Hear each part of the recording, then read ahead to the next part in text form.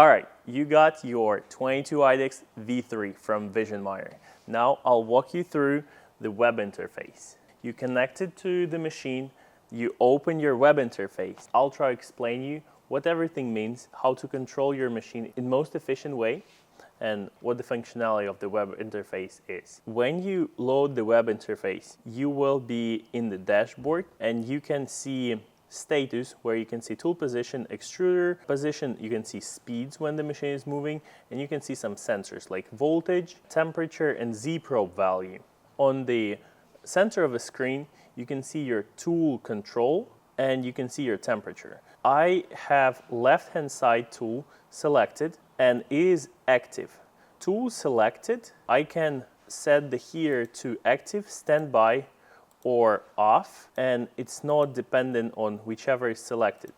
And multiple can be active as well. So, for example, I have left-hand side selected and left here is active. So now, since it's active, I can set active temperature. I can set it to 400 to 20 degrees, and you can see that the temperature is starting to rise. So I'll turn it off, and you can see that right head is active as well. So if I select temperature for right here, it will start to rise as well. Now we can switch the state of heater from active to standby.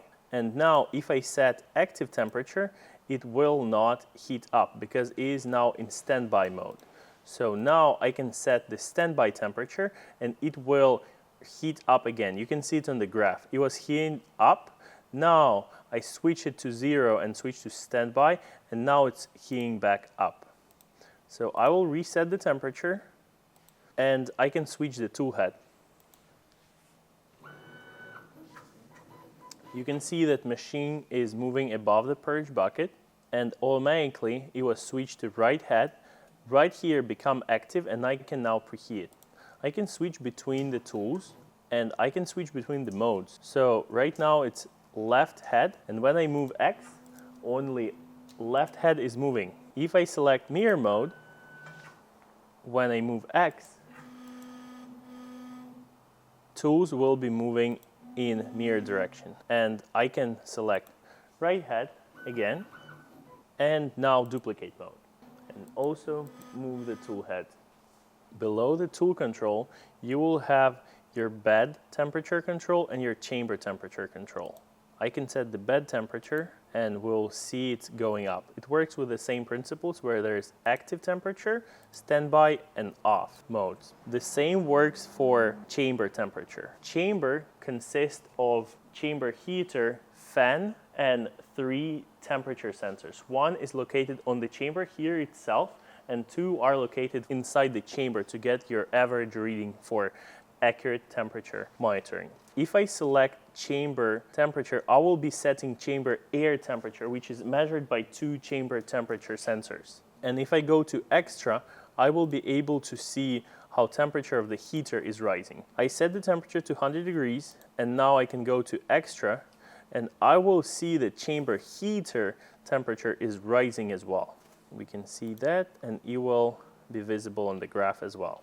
I can feel that fan is starting to circulate. You also have a small fan on the right hand side of your chamber. We call it CR fan, chamber right fan. This will kick in when chamber temperature, read by 2 chamber temperature sensors, is above 50 degrees. For chamber temperature to reach that, I would need to close the door. Now I will reset all the temperature to 0. You can do it individually, or you can control all temperatures. You can set all temperatures to 0 by hitting enter, or you can turn everything off, just like that. Below status and tool and temperature chart, you have your machine movement control. For the machine to move, you need to have machine homed. The machine was homed before, but if I turn the machine off and then turn it back on, you will see that movements are grayed out. I cannot move the machine anymore because the machine does not know its position as it was not homed. But what I have available are home options. So I can home Y-axis and all other axes. For example, X and U And now I can move the axis. All axes that I homed are movable and available now, but Z wasn't homed, so it's not. If I don't want to home the axis, but I still want to move it, I can select a macro to allow movement without homing. And after I click it, you'll see that buttons are not grayed out anymore. And I can move the Z axis up and down. We'll home the Z-axis, and right below machine movement control, you have extrusion control. That's where you can manually extrude and retract material. You can select speed and you can select feed amount. Let's test with 100 millimeters at 7 millimeters a second. I want to click extrude, but the buttons are not available because the tool is hot. So this is safety measure to make sure we are not extruding when the tool head is hot. So I can preheat my tool head. Temperatures above 100 degrees will allow me to retract the filament because it's already soft enough, and temperatures above 160 degrees will allow me to extrude the filament. While tool is heating up, we can take a look at one convenient feature, which is ATX Power. You can turn your machine off and on remotely using this feature. Now it is on, but if I turn it off, everything except 5-volt power supply will be switched off. Below, you can see fan control. I can slide it, and you will probably hear how the fan starts. So I'm now starting tool fan. This is fan of whichever tool is selected. Right now I have left-hand side tool selected, so I can feel the fan of left-hand side tool start spinning. And I can control them individually as well. Here's X fan, here's U fan, and also I can change the brightness of internal LEDs and make them very dim. As the temperature is reached the temperature we want, we can now click retract and we can now click extrude. If I look inside, I will see that gears are spinning. Now we can go to console. Here you can send the comments and you can see any error messages or notification that you might have received from your machine. We can try typing command to retrieve its IP address, M552I0. Now we can see that machine has Ethernet mode enabled and is connected to this IP address. You can find much more available commands in documentation. Below that is status tab.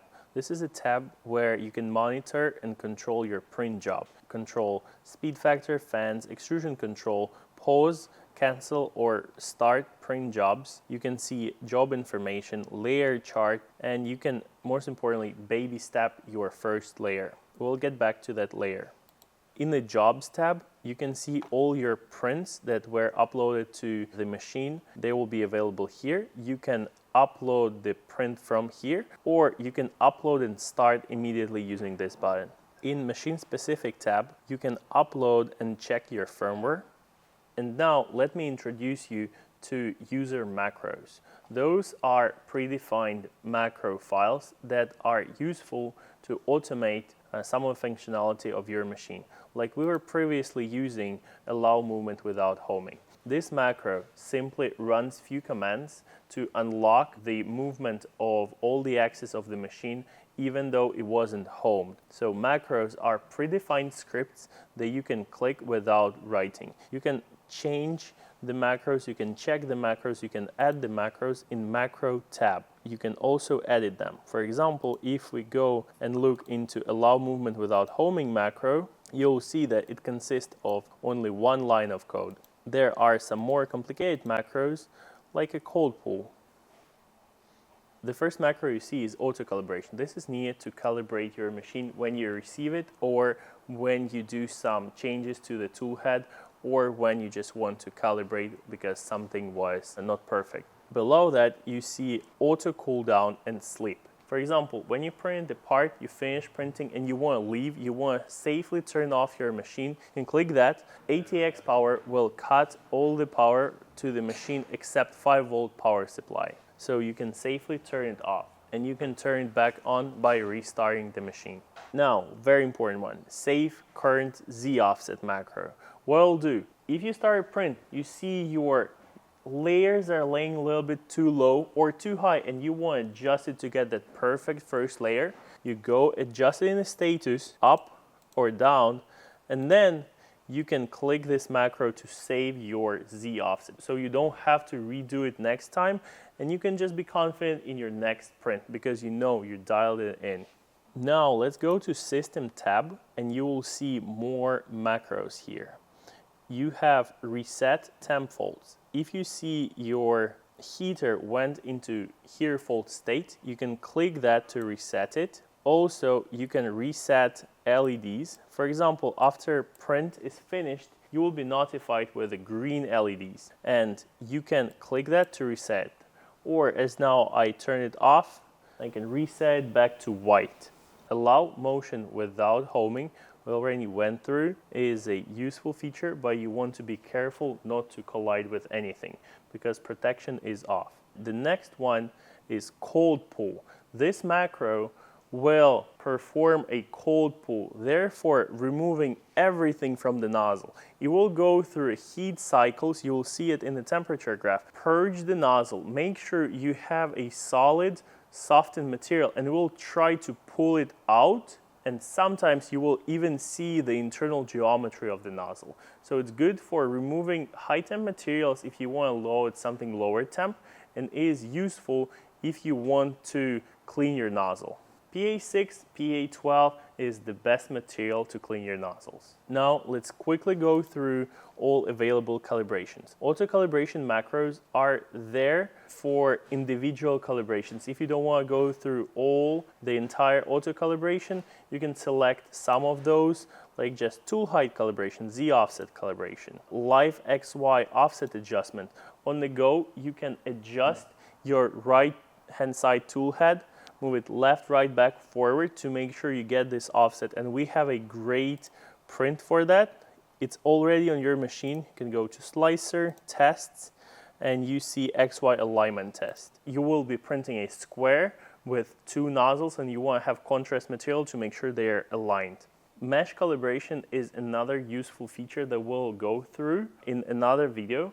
What it's going to do, it will make sure that true bed leveling is working perfectly. Sometimes, rarely, you want to adjust it for your system, and good thing about it, you do it only once and it is very easy. You print 1, 2, 3 squares, adjust, tell which one was higher or lower, adjust accordingly, and verify it.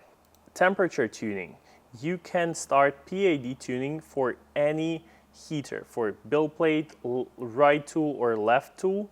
If you need to run your PAD tuning, the sign for that is if you look into your temperature graph and instead of having a straight line, you have a line looking like a wave going up and down, fluctuating, means that your PAD algorithm cannot sustain a constant temperature and you want to calibrate it. The procedure is fully automated. However, you want to make sure not to leave your machine unattended because all the safety features are turned off. Testing tab is mostly for internal use, however is available to customers if we need to go and automatically run through self-check procedures to troubleshoot something. Z-probe macros. You might need those if you want to calibrate your probe, either pickup angle or position. Reset bed level. This is useful if your build plate is severely tilted and you know your Z-probe will not correct it. So you want to click that, your build plate will go all the way down, it will lower the force with which it pushes down and it will level itself. And then you can click Home All. Now, let's go to user settings. This is a tab where you can fine-tune your machine.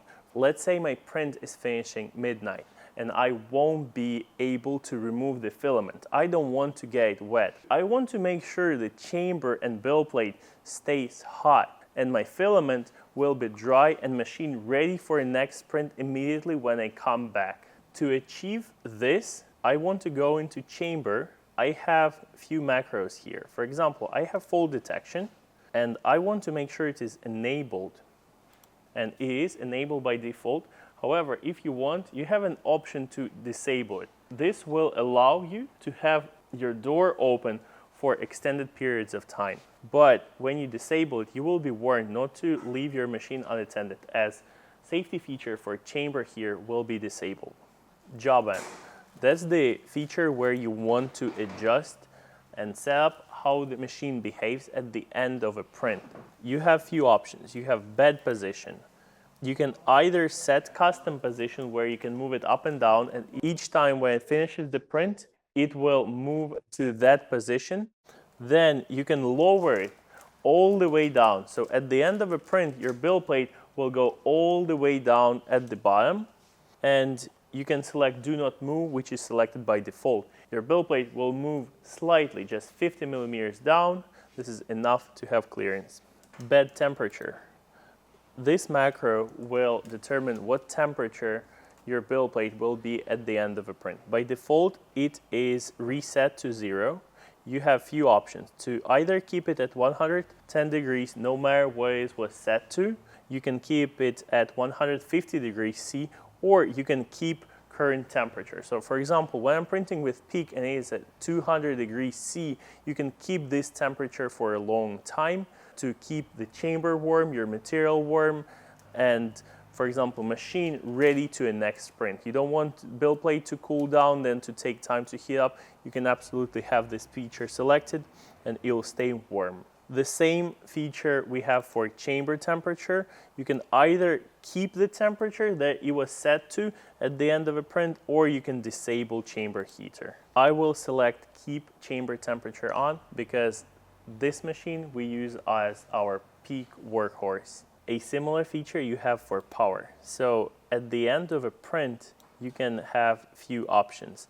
Either to keep machine on, which is selected by default, or you can turn it off when print finishes. Another option is wait for chamber temperature. At the start of your print, machine usually does not wait for a chamber to reach the temperature you want. However, you can select this option. So the machine will wait for chamber to heat up and reach the temperature all the way, and then only it will start the print. This is useful. However, we don't enable this feature by default because it makes you wait for a longer time, and the ideal workflow is to set the chamber temperature manually, wait for it to rise, and use this time to, for example, slice your part, improve something, prepare the build plate, and when the machine is heat soak for at least 30 minutes, you can start a print to avoid any unwanted heat expansion mid-print. Filament runout. Your 22 IDEX V3 has two filament sensors for left-hand side tool and for right-hand side tool, right inside the chamber where the spool holders are located. You can turn it on or off. It is enabled by default, but if you want to use external spool or if you simply want to turn it off, you absolutely can. We have a very cool feature that came with V2 firmware update. This called a second tool backup. What this feature will do is if you're printing with one tool head and you know you have very little filament left, so you won't be able to complete the print, you can load the same filament, the other spool of filament in the right tool head. When your filament roll is ended, machine will detect it and it will take over and continue printing with right tool. In the firmware tab, you can check your firmware version, and if needed, you can download an update to a new one.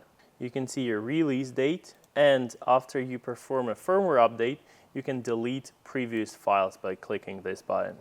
Network tab, that's where you can change the network mode of your 22 IDEX V3. You can either select Wi-Fi mode in client mode, where a machine will connect to your Wi-Fi router. In access point mode, it will share the network so you can connect to this network, and you can connect to a new Wi-Fi network. You will go through a self-checkup procedure to test the Wi-Fi network you're connecting to. You can assign static IP address to either Wi-Fi or Ethernet.